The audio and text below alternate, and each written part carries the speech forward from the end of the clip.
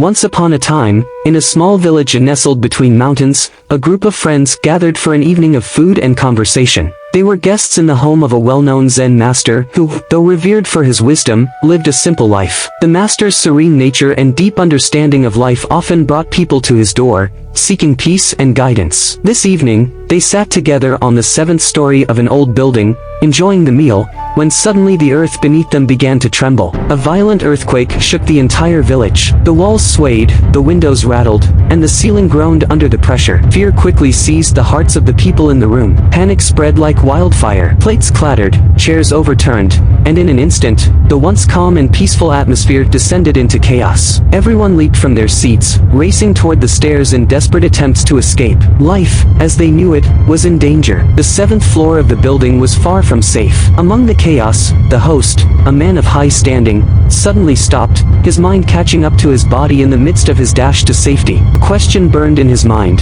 What of the Zen master? His feet paused on the stairs, heart pounding with fear, and he turned to look back. There, in the corner of the room where he had last seen the master, he witnessed a sight that was impossible to believe. The master had not moved an inch. He sat with his eyes gently closed, his body perfectly still, as if unaware of the danger surrounding him.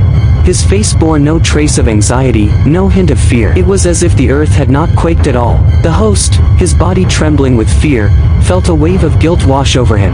Here he was, the host, abandoning his guests and running for his life, while the Zen master remained completely undisturbed. How could he flee while a guest sat there, calm and composed, seemingly untouched by the chaos around him? His feet grew heavy as shame pulled him back.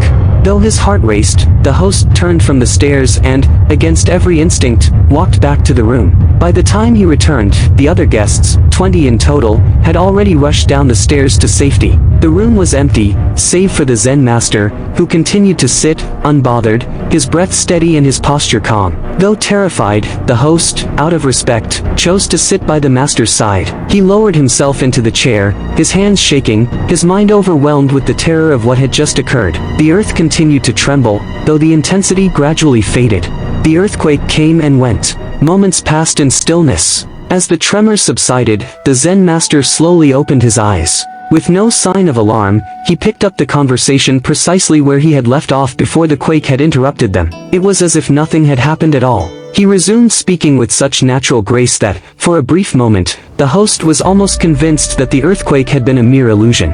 The host's heart was still pounding, his mind too troubled to listen. His breath was shallow, his palms sweaty. Though the physical earthquake had passed, the tremors of fear still rattled his soul. He could not shake the anxiety that had taken root within him. With a shaky voice, the host interrupted the master. "Please, master," he said, "I cannot focus. I cannot understand what you're saying right now. The earthquake has unsettled me so much that I feel lost. My mind is too troubled to grasp your words. But before you continue, I have one question."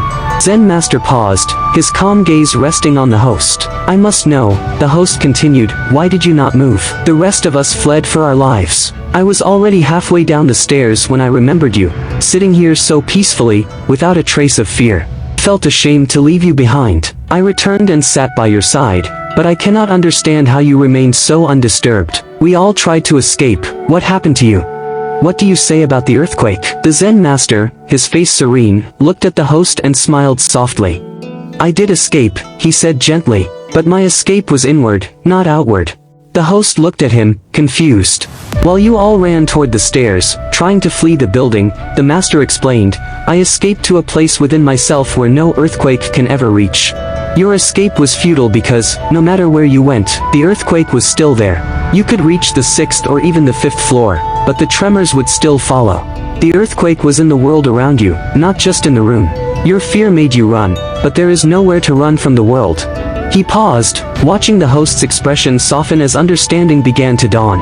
"I, too, sought safety," the master continued, "but I went inward. I traveled to my center, a place deep within me that remains untouched by any outside force. Earthquakes, storms, or chaos cannot disturb this place. It is still, peaceful, and constant. That is where I escaped." The host sat in silence, absorbing the master's words. The concept seemed foreign, yet comforting. The earthquake had shaken the world outside, but it was the fear that had truly shaken the host's inner world.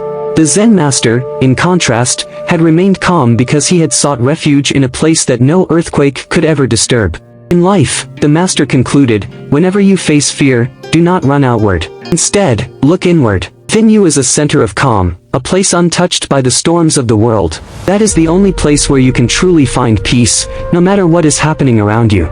The host, though still shaken, felt a sense of peace beginning to stir within him. The fear had not vanished entirely, but he now knew where to look for the calm he sought. He glanced at the master, his heart full of gratitude, and bowed his head. From that day forward, the host began a journey inward, seeking the same stillness and peace that the master had found in the face of chaos.